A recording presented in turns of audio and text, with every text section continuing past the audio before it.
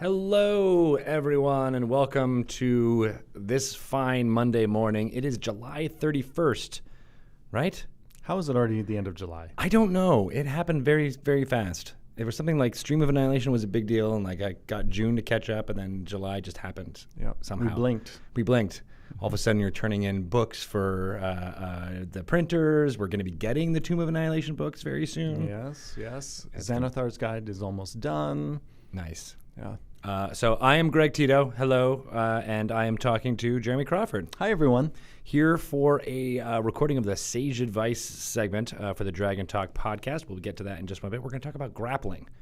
It's been a very hot topic ever since there were hot topics in shopping malls. That is true. That timeline is. I just made that up, but it actually, if you do the dots, it might actually be a thing. So we'll talk a little bit about the history of that rule, and then more specifically, any questions people might have about 5th edition's version of the grappling rules and what that means and how you can use it in your game. Because I think a lot of people kind of underuse it still because it's a infamous rule, but I think right now it's very simple and people can use it a lot more for more situations. So we're going to talk more about that.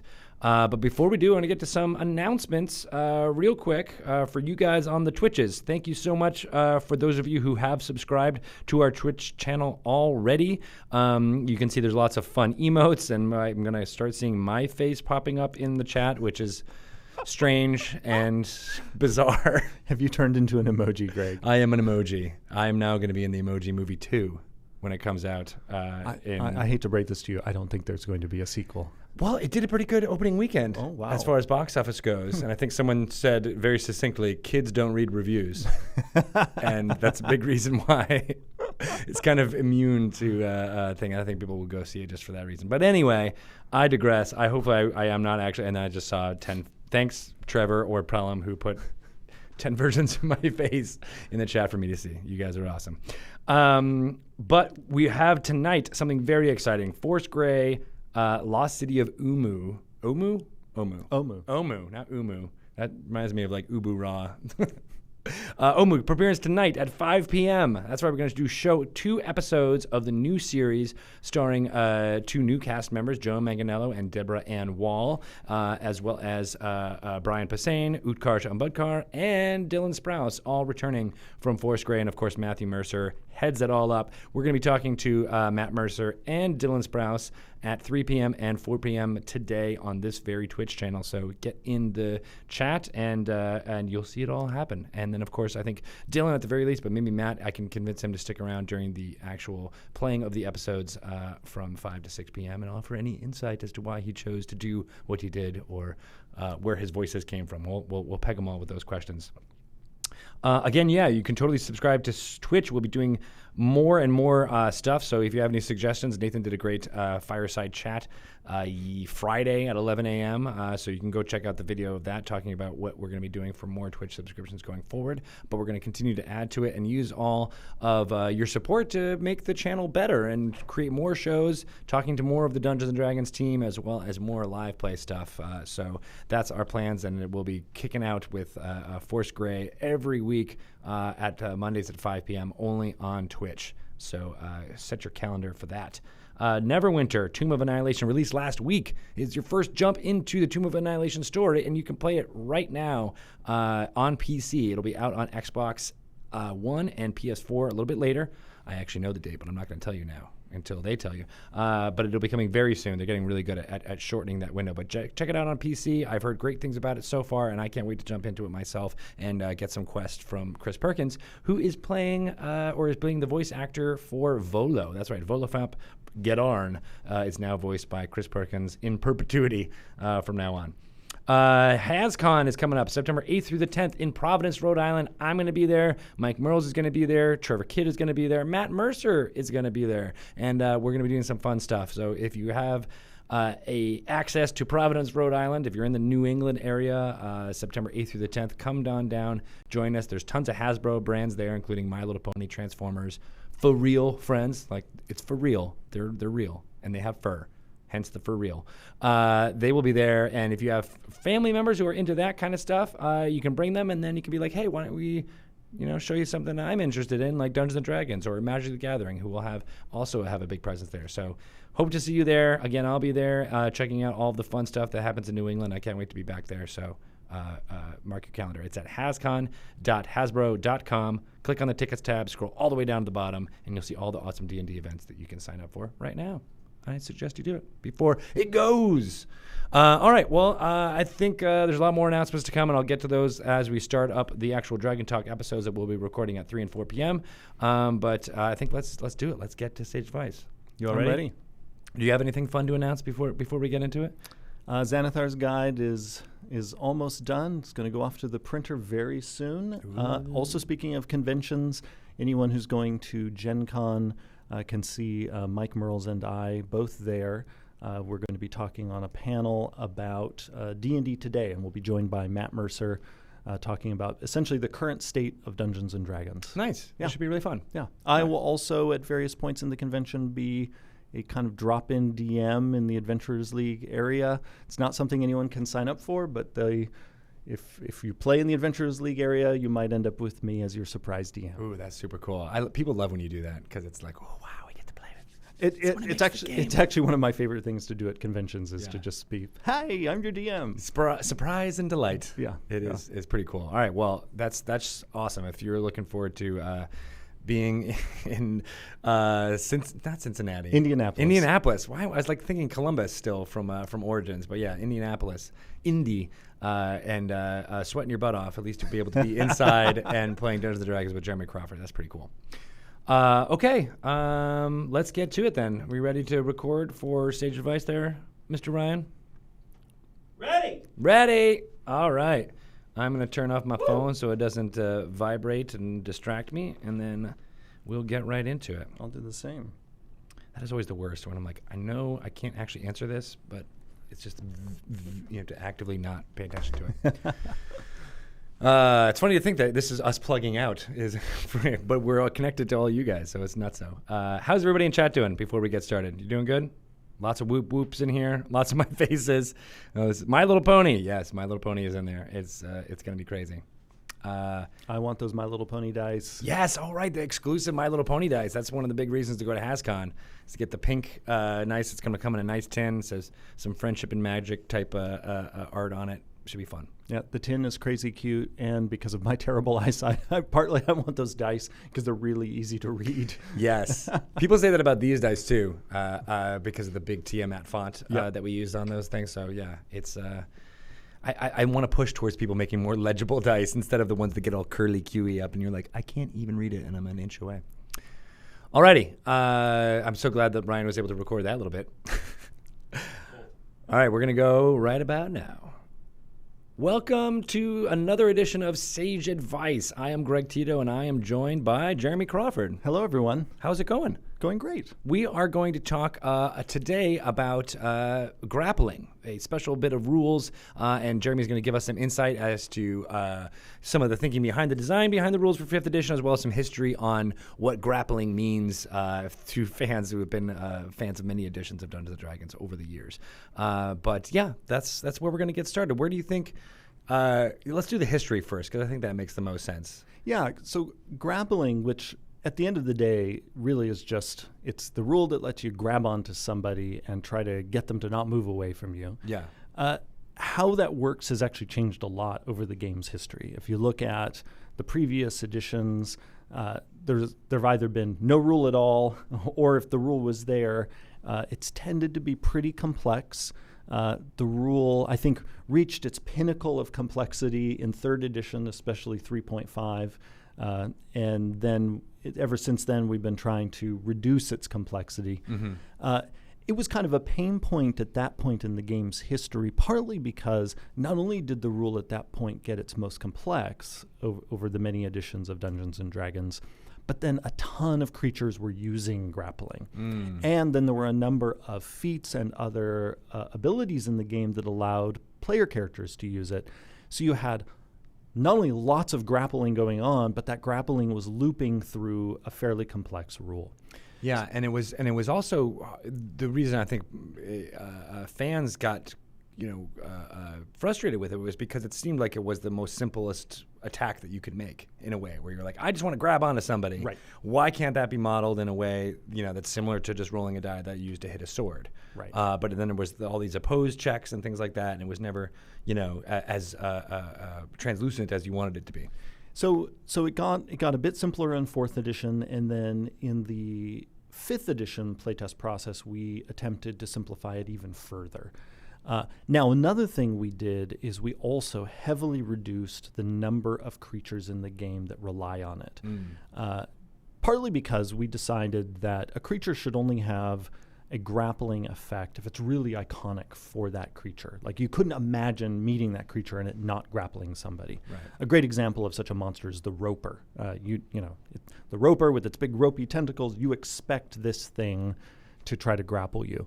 But there were many other creatures over the game's history that sometimes had a grappling effect included in its stat block, and it was almost kind of an afterthought. Yeah. And so we weeded that out so that the monsters that are grappling, it's iconic for them. But then we also wanted to make the base rule fairly simple.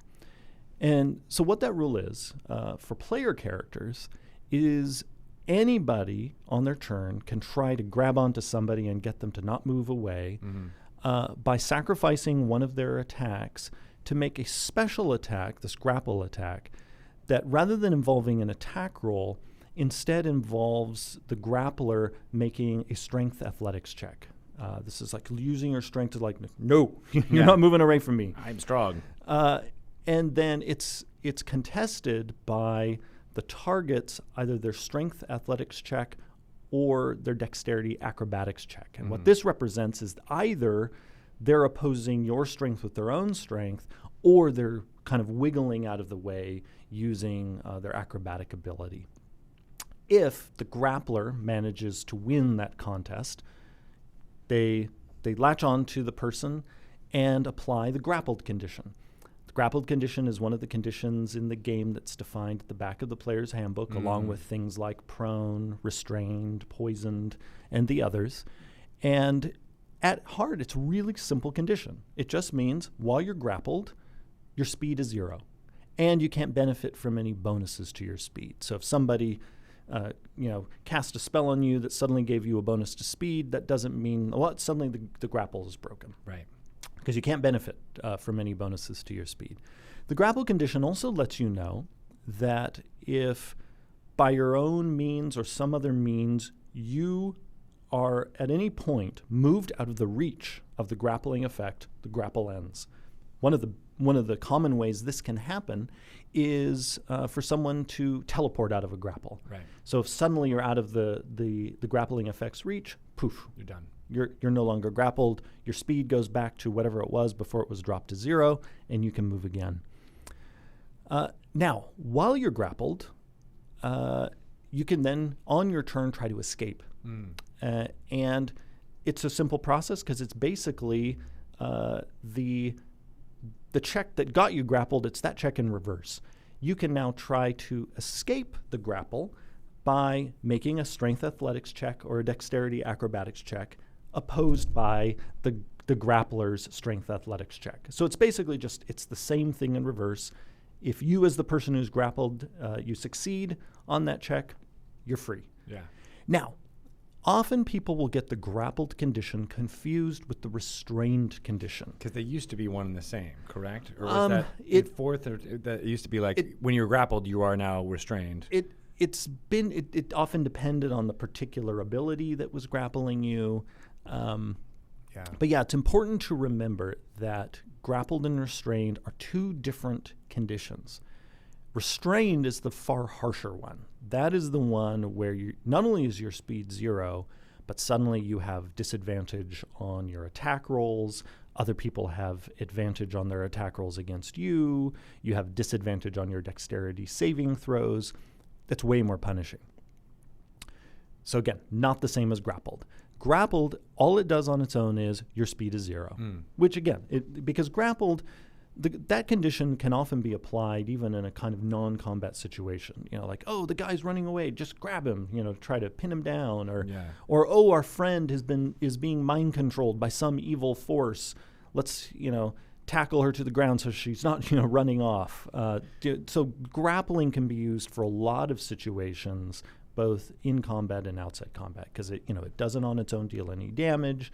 And again, it's that great way to just stop moving. Unless you're out, right? So like tripping on a curtain or a drape or a rug or something like that that's been used to rig, or that you can use it in that way too, right? So it's with a thing or with an object that's grappling. Yeah. With the grappled condition, it's always assumed something is holding on to you, and then when you're out of the reach of that something, the grappled condition ends. Right. Now. In other editions, there were also things you could do once you had a creature in a grapple, and this is where the feats and the creature abilities got into. Right. So once you were in a grapple, you could throw them down or trip or do any of these crazy things. And so we have a feat that does that. Right. But otherwise, there's not a whole lot writing on grappling in the edition because, again, we wanted to keep it pretty streamlined. And again, anyone can do it as long as they sacrifice an attack of theirs that they make as part of the attack action. Now, that detail is important. Okay. And because sometimes people will get extra attacks as a part of some other action they're taking, or they might get a bonus action attack because they're two-weapon fighting or something else. Grappling cannot replace an attack you're making with any action other than the attack action. Okay. So it has to be part of your round. It's part of your round, and that has to be the specific action you're taking.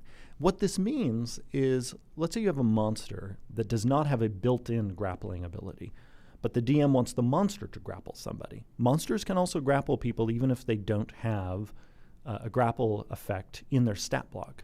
Like anybody else, a monster can take the attack action and replace one of the regular attacks with this special attack to grapple somebody. That's important to note. And here's a further twist that I get asked about sometimes. People will wonder, well, can a monster with the multi-attack action replace one of those attacks with grappling?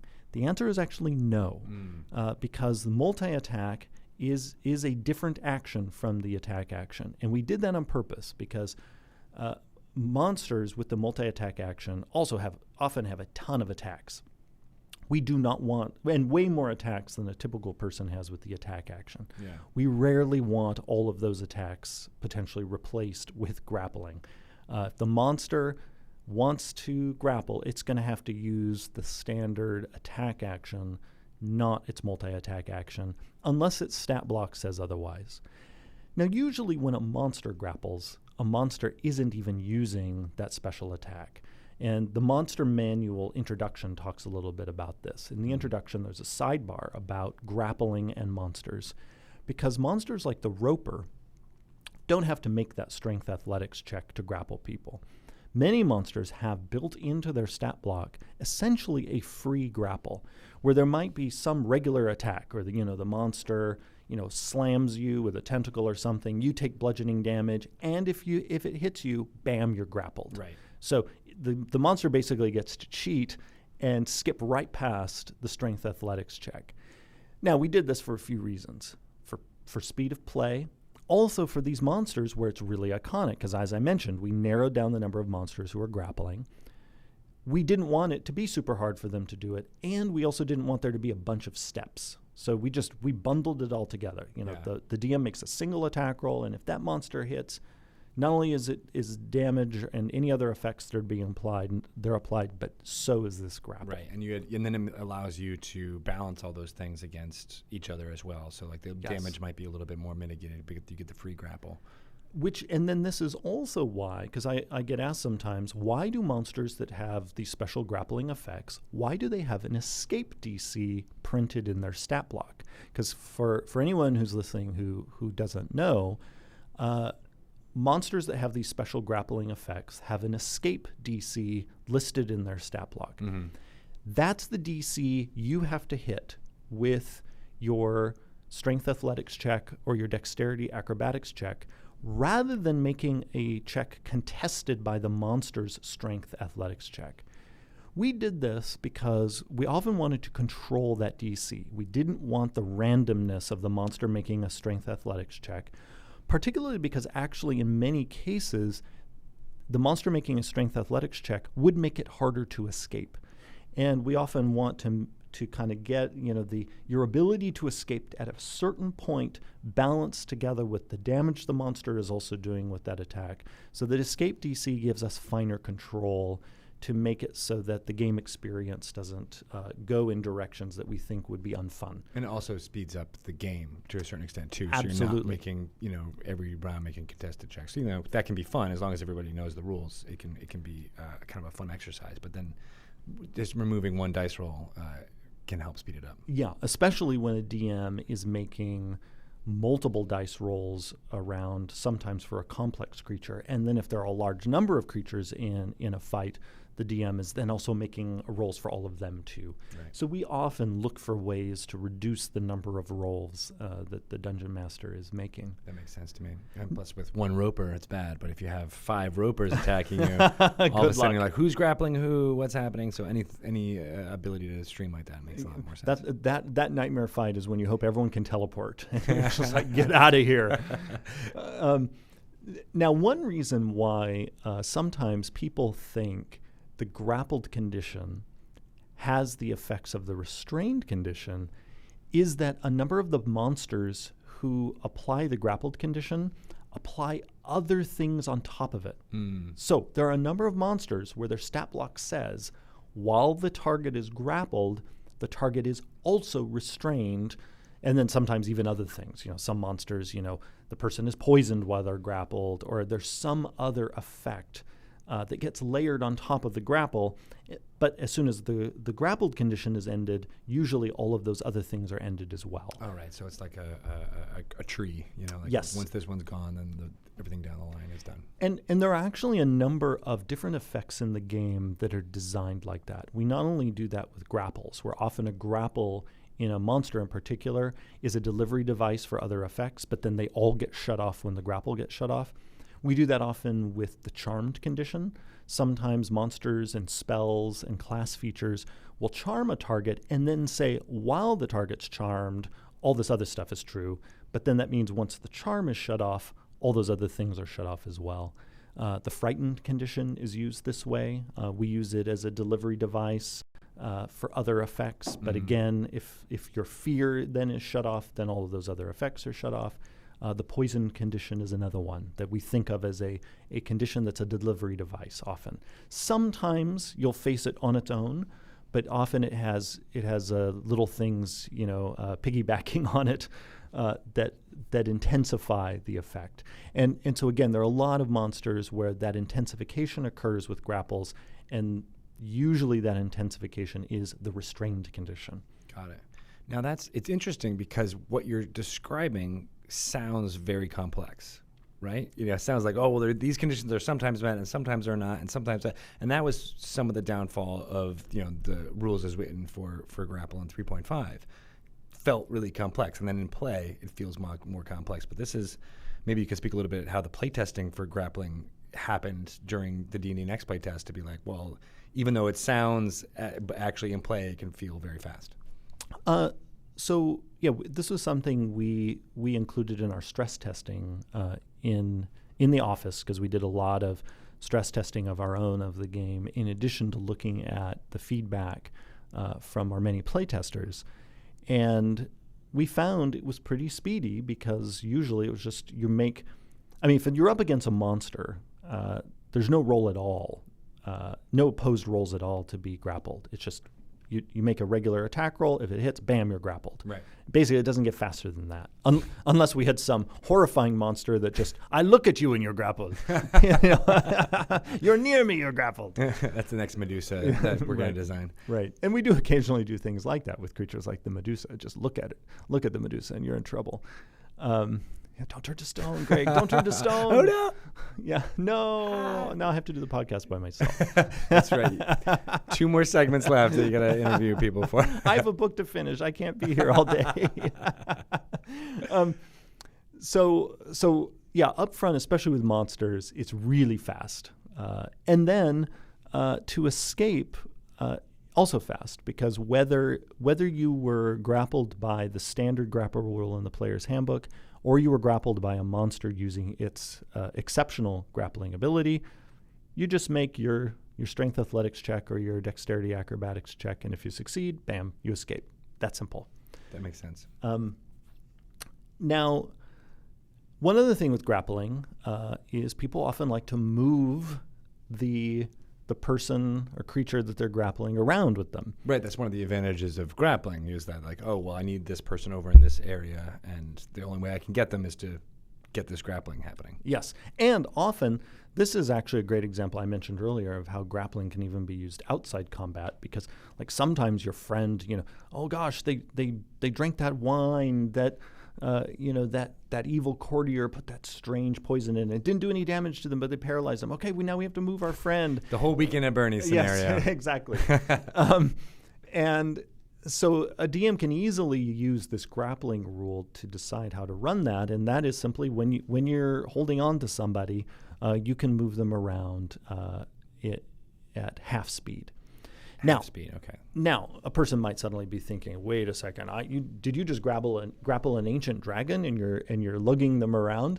Well, the basic grappling rule in the player's handbook accounts for that because it specifies that you can only use that special attack against a creature that is no more than one size larger than you.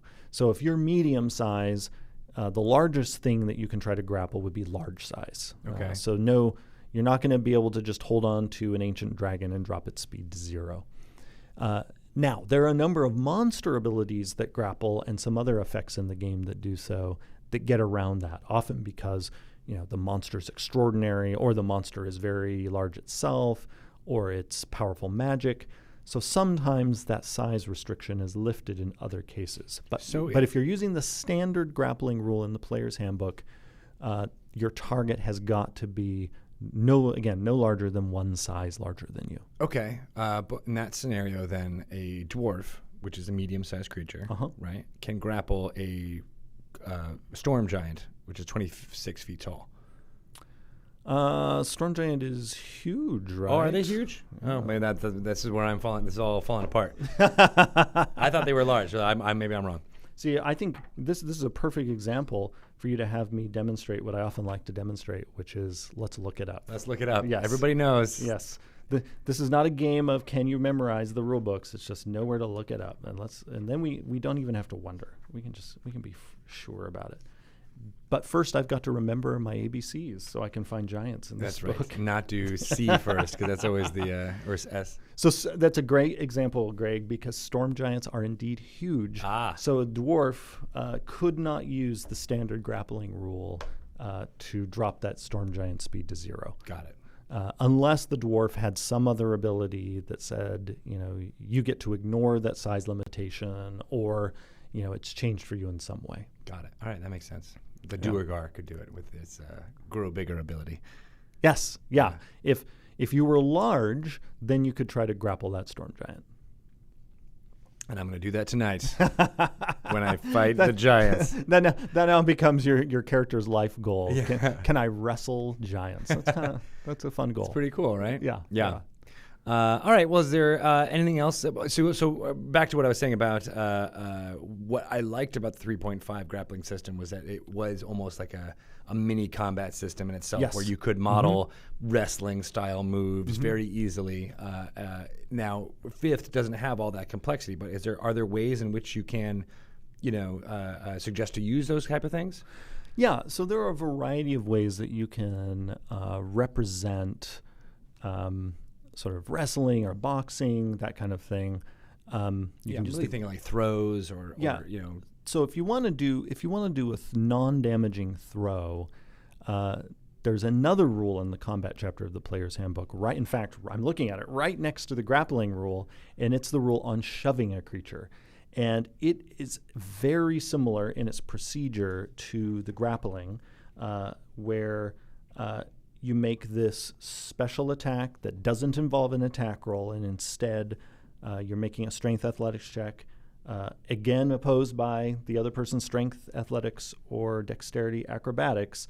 And if you, as the shover, succeed, then you can either push the person back 5 feet or knock them prone. So it's very flexible. Yeah. And this, just like the grappling rule, is a great example of something where we give everybody access to these effects, but then there are many other things in the game that do these things more easily. Like many class features, like the battle master and the fighter has a number of maneuvers that will do things like knock people prone, hurl them back, that kind of thing. Right, but as a baseline, if you have a pretty good strength, you'd be obviously very good at being a wrestler. Yes, exactly. Yeah. Right. And so the thing is the beauty of these two simple rules is you can, just using those, model a lot of the kinds of things you'd want to do. I'm pushing you back, I'm knocking you down, I'm holding you still. Yeah. Those are most of the effects that people typically want to represent with this kind of like, non-lethal wrestling around. What about the move? Because if I remember, his grappling before was like you could go from a grapple to a pin, like, which would basically be like the restrained condition, I would assume. So if you really want to go that far, if your group uses the optional feat rules, there's a grappler feat that lets you do that very thing. Got it. We didn't include that in the end in the basic rules, partly because restrained is a really hefty condition. And we have other things in the game that do apply it. There are class features that apply it as well as spells. Right. But it wasn't something we wanted kind of lurking there in the basic rules. So we moved it into all those other places, including into the grappler feat. And again, if your group uses feats and you want to be the ultimate wrestler, take that feat and then you can pin people and restrain them. Nice. Okay. Yeah, that makes sense. Couple that with the gladiator background, and you'd be good to go. Right. Or you can just try to put manacles on people, and that's another way to restrain them. But it's kind of hard to do in combat. It's like, could you hold still just for a moment while I apply these manacles? Is there a rule for that? Could you put them on in the middle of a combat? There is no rule for that, but you could certainly improvise it, and the DM could roll with it. Yeah, I could see that. Like if you could get into the restrained condition, then you could put them, like a party member could help you and put the manacles on. Absolutely. Yeah. Yeah, and then that's often our goal with our rules design is provide rules for the things we know that will come up often, and then provide enough foundation so that DMs can improvise the corner cases. Yeah. I've talked before about in this podcast that we very consciously avoided providing rules for all of the corner cases, because what can end up happening is if you create rules for too many corner cases, they can really bog the game down, and they can end up being distracting because those of us who really love to do a deep dive into our rule book, suddenly we're like, oh my gosh, all these options. And then the corner case starts kind of leading the way. Yeah. When instead we always want the things that are foundational, the things you really expect to see in these high fantasy stories. Those are the things we want to be easiest, to happen the most often, and for us to definitely provide rules for those things. And then again, have enough tools there so DMs can improvise the rest. Right. But even though the rules aren't necessarily there for the corner cases, the beauty of D&D is you can always try them, and that's also a fundamental part of our philosophy and how we design this game is try it all out. Even if there's not works. Yeah, even if there's not a basic rule there, the DM has the guidance to help you figure it out. Because at the end of the day, the main role players often need to remember is their main job is just to say what they want their character to try. And then their DM tells them, well, here's what you do to try to do it. Right, and the DM maps on what the best, rules that they are familiar with works for them. You know, and so thank you for providing some of that guidance today, because I feel like now I want to use grappling way more. I can tell you're like I can almost like see into your mind like the pro wrestler character you're building. Yeah, next time. Yeah. Get the face, get the good guy against the bad guy. I could see that happening in big towns in the Sword Coast. Yeah, we can start a wrestling league. I think Mike would like that. Yes. Well, and I've seen some players make fantastic use of the ability to shove people down, because even that, when you knock someone prone, and if you're right next to them, you then have advantage on your attack rolls against them. So that can be a very effective combat tactic. I like that a lot. Awesome. Well, thank you so much, Jeremy, for coming on to talk to us. Where can people ask you some questions about rules in 5th edition? I can be reached on Twitter at Jeremy E. Crawford. Nice. And you started doing the Stage Advice columns again, correct? Yes. We're going to bring them back this summer. I feel like I've been saying for a little while, it's coming back, it's coming back. Summer's almost over. We're talking about how July is almost gone. Yeah. I realized that this year I am going to twice as many conventions as I normally go to. I normally go to about 4 a year, and this year I think in the end I'll be going to 8 or 9. Wow. And then, of course, recently Xanathar's Guide and Tomb of Annihilation both have been a big focus. But Xanathar's Guide will be sailing off into the world very soon. And then you're totally free to just go down to conventions for the rest of the time. It'll be easy peasy from here on out. Then I will be going on to our very next book, which we have not announced. That's right. Yeah. Stay tuned for that. Yeah. Awesome. Well, we have about 20 minutes here. Do you want to? I think that was the end of the segment when we said, before talking about the conventions, so it probably makes sense to make the end of the segment there. Does that make sense? And we'll just go with the bing bongs after that. These are the directions on the fly I give to Ryan on recording, and we'll see. It's 50-50 on whether he remembers me or if he sends me an email being like, when do you want that to end? Yeah, pretty much. All right, but we have some people here in the chat, we got 20 minutes? You want to answer some questions? Yeah. All right. If we have some time, let's do some questions. Let's do that. So if you guys have any rules questions, feel free to throw them in the chat.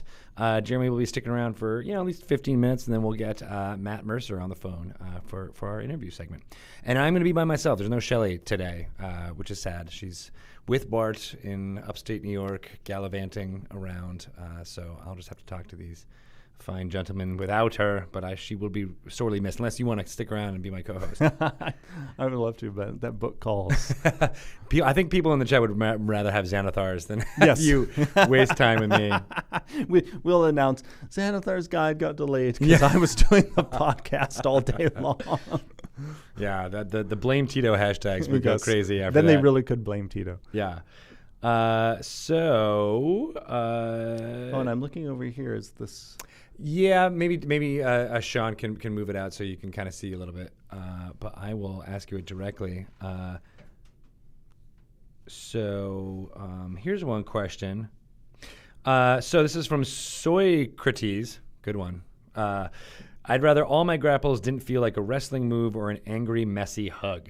What are some ways to do a grapple that are more interesting? Good question.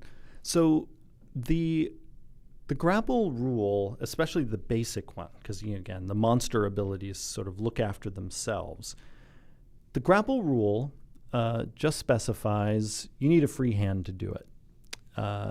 And so it could be like a rough wrestling move, but it could also just be a firm... Like, hold on.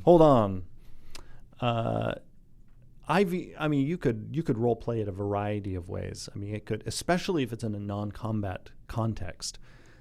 It could be, maybe a handshake that you don't let go of, or we said we weren't going to be political here, Jeremy. But there is that, right? You're just held on, and then you need to have the dexterity or the strength to break away. Yeah, exactly. I've seen people describe a variety of ways that they do grapples. And here's a great example of how people are encouraged to improvise. The basic rule says you need a free hand to do it. But I have let many players who give me good descriptions do it with other parts of their body. Like, let's say somebody was already prone, and the player runs up, and they're like, all right, I'm going to try to grapple them, and I kneel down, and I put one of my knees on them to hold them in place. As DM, I'll definitely allow that. Because often... Even if they're shooting a bow and doing all these other things, casting spells. I mean, often other rules will account for that, because often firing... I mean, that's a great example of how actually other rules kind of help correct anyway, because... firing your bow within 5 feet of an enemy means you have disadvantage on your ranged attack roll anyway. Right. That's a good point. So that's why, As a DM, I'm super generous when people give me good descriptions, because for me, ultimately, D&D is a storytelling game, and so if people are really helping tell a good story, and not just trying to gain some kind of unfair advantage, because all of us as DMs can usually tell the difference. Yeah, you can usually tell the difference between the person who's just kind of scheming and trying to break the rules versus the person who's just in the moment, describing an awesome scene. And, it's just like you can tell almost the movie of the game is playing out in their head, and they're sharing that awesome scene in their head with you as DM.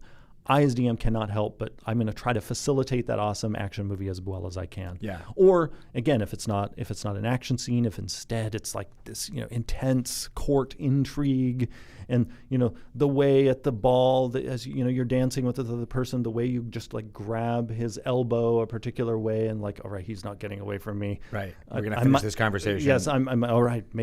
I might use the grapple rule for that, even though again you're not like messily wrestling with the person or openly like shoving them or anything like that. Yeah, I mean, in my head went to the wrestling kind of archetypical character, but it can be used any number of ways, and I'm like the same DM where likes to, and you can tell the difference between those two players by the person who's like, oh, but I'm gonna do that. They like offer like a wine to it after you say no. But if you say no to someone who's got the cinematic fight in their heads, it's more just like yeah, I wish I could have done that. And then you're like, oh, I want to reward that. I don't want to take that away. So yeah, you're right. That's a big difference. Yeah, and I just for myself as DM try never to say no to those awesome story-drenched descriptions. Absolutely. I won't always let them succeed, but I always try to let them lead to something interesting and fun to create a twist. Cool. Speaking of a twist, Super TD asks, how do you feel about the effectiveness of the grappler feat versus just shoving the creature prone to get advantage? It really depends on the situation. Often just shoving someone prone is good enough. Sometimes you're going to want to go the distance and restrain them, because restrain is, you're not only getting the effect, most of the effects of the prone condition, but also dropping their speed to 0, etc. So it's really situational. Yeah. And I mean there's nothing hidden about the fact the grappler feat is hard to get, right? Oh no, it's very situational. It is. I mean, we don't expect every hero to be sort of the king or queen of grappling. This is for a very particular character archetype. Well, especially with the optional feat rules being you have to forego getting a +2 to your ability score in order to get a feat in any way. So like you have to actually really want to be able to use that in more than 1 out of every 5 fights or something like that. Like that's got to be like something that you are keeping very close to your heart, is like with the core of what this character is. Yeah, but I mean, for most characters, just using the standard shove rules or grappling rules is going to be sufficient. Right. Okay. Cool. So you think that those two are balanced against each other? Well, it's really not an appropriate comparison, because feats are really meant to model particular character archetypes, particular game effects. They're balanced to a certain extent against each other, but they also often are balanced against the equivalent of getting a bump in one of your ability scores. And then sometimes it's just simply, well, this feat isn't the greatest, but we know people want this character archetype, so we're going to give it to them. You can't really compare this kind of optional character customization thing to a basic rule. Right. The basic rule is there for everybody. The grappler just makes it a little bit easier or fulfills the feats rest on top of the basic rules, right. And the person who has the feat also has the basic rule. So that's why it doesn't make sense to say, is that basic rule better than this other thing? Well, but you have the basic rule. Right. You're not having to choose between them. It's really just a question of what you're choosing between is, do you want your ability score bump, or if your group uses feats, do you want this feat instead versus these other feats? Right. When there's a lot to choose from too. Yeah, more coming.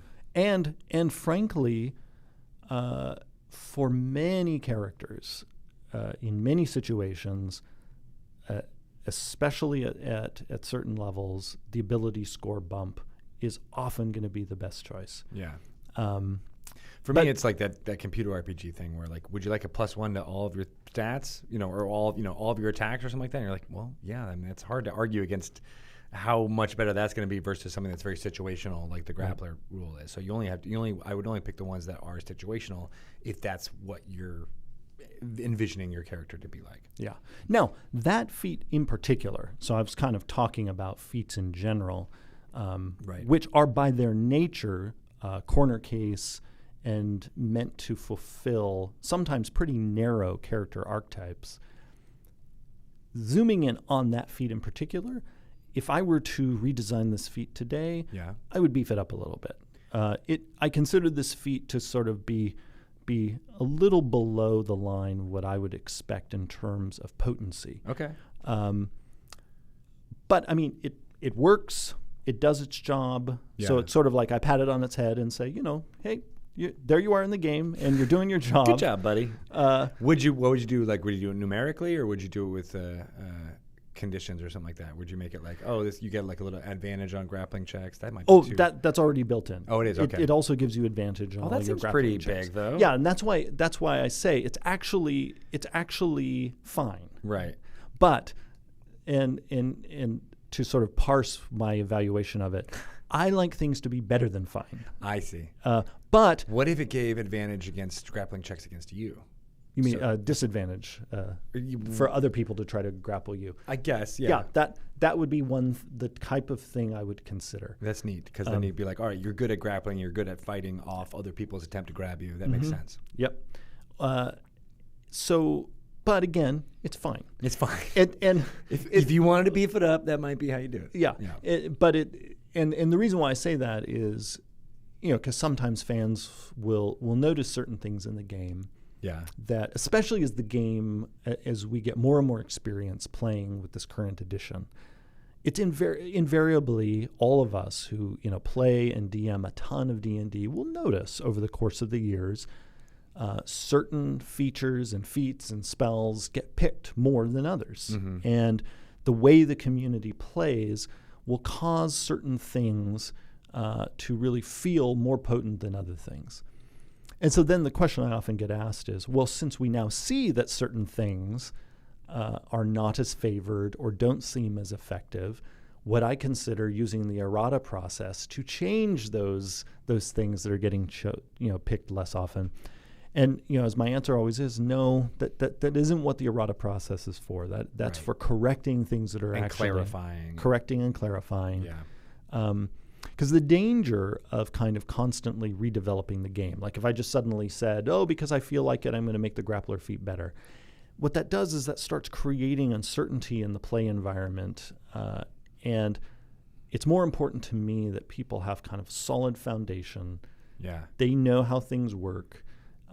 And even though in their group, a particular option might not be optimal and might not be favored, we know based on the playtest feedback we get that some groups love that option. And so the last thing I want to do is, in an effort to please one segment of our audience, about taking away something that somebody else already likes in the game. Ugh, yeah, that would suck. And whereas we have way more flexibility when we're designing something afresh. Right. And again, that's why we look so much at playtest feedback, so we can try to nail it up front. I think by the time we get to 9th edition, we'll have the perfect grappling rules that won't have to be changed or tweaked in any way. Well, and honestly, the base grapple rules for me are solid. They are. You're right. Like I don't actually have any dissatisfaction with how those base rules are functioning. Cool. The feat, again, it's one of those things, hindsight being 2020, could have given a little more juice. Maybe just a little bump. Yeah. Just a little, but it does its job. Here's a good question that Ace Tornado 85 asked earlier, and Miko 3rd edition repeated. Very, very good, because I've been wondering about this too. Can you grapple as an attack of opportunity? You cannot, because again, the basic grapple action, that basic grapple attack is a part of the attack action that you take on your turn. Right, so that falls into that category of where you're going to get attacks from different sources. You can't do a grapple unless you're actually taking the attack and, action. And actually, when we wrote the rule, originally it was a little more open-ended, and we allowed you to swap out any attack with a grapple, and we found in our playtests it was a nightmare because suddenly you were, it was like, I grab you. Okay, I try to grab you again. All right, I grab you on your turn. I grab you on my turn. I grab you on their turn. Oh boy. Oh, God. Yeah. and as people have heard me say many times, having a nice, fast pace of play was something our playtesters said they wanted over and over and over again, and we constantly try to deliver that. I think that makes sense for sure. I like that. All right, so thank you so much to the subscribers who have subscribed this hour. Ben the Green Machine, thank you very much. You're a good person. And Danny Hartel, you're a triply good person because you make awesome fantasy things on Craft Hags. You made the Batiri Goblins during Stream of Annihilation, and you subscribe to this channel. That's awesome. You're a good person, Danny. All right, so one more question, I think, before, unless you can do it real quick. But if someone's intention was to stop Spellcaster from casting by grappling, say maybe by describing I hold their hands, cover their mouth, how would you handle that? And that question is from Elwarius. Thank you for that question, sir. Or ma'am. Or both. Yeah, the grappling rules, as this question implies, do not themselves allow you to inhibit a person from using their hands to cast a spell, or prevent them from uttering the magic words of a spell with a verbal component. That said, as DM, it would be easy to improvise using these rules.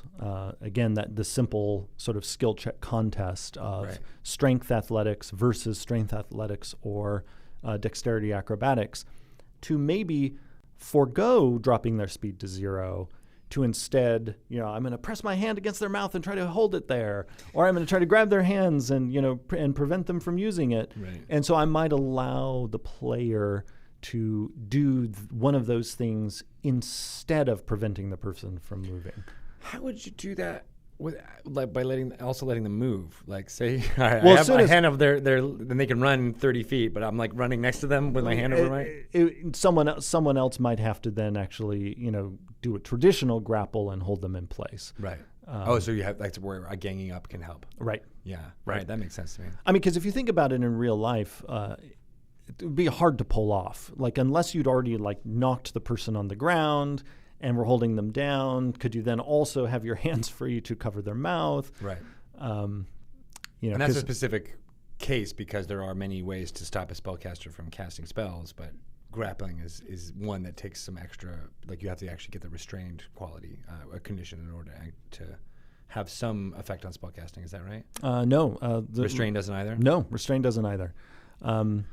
So there, the rules assume you have to get way more specific, you're putting manacles on their hands or, that kind of thing. Or you cast the silence spell to create silence so that, no sound is produced when they utter the magic words. Or you gag them somehow, which often would take place outside combat.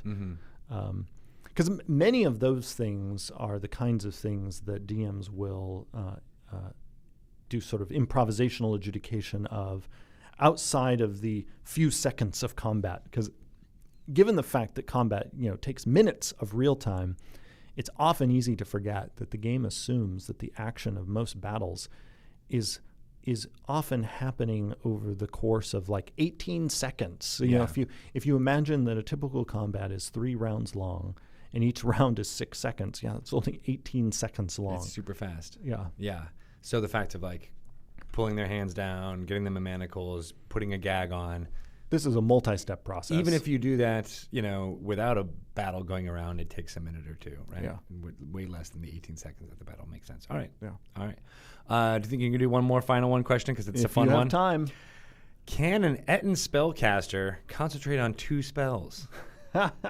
So let's take a look at the Etten, because nothing in the game can concentrate on more than 1 spell at once unless it had a special ability that said it could. So let's take a look at the Etten. And this is where we'd mentioned this in the specific versus general rule or general rules philosophy. And I'm looking here, and the Etten does not have an ability that lets it concentrate on more than one spell at once. What about the Ogre Magi, or what are they called? The Oni? Oni, yes. They only have one head. Oh, they only have one head? Yeah. Okay. I'm thinking Warcraft. How dare you, sir? How dare you? Combining two D&D monsters into one. Damn them.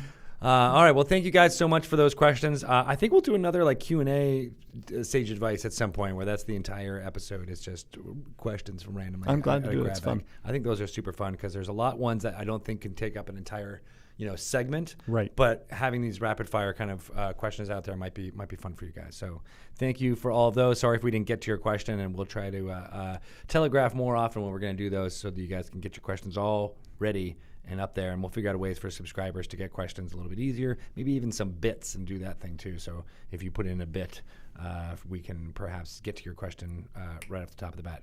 That is if I can cut into Jeremy's explanation to be like, all right, no, we're done with that question. Moving on to the next one. You hit a gong. Yeah. I've talked too long. Oh, that is a great idea.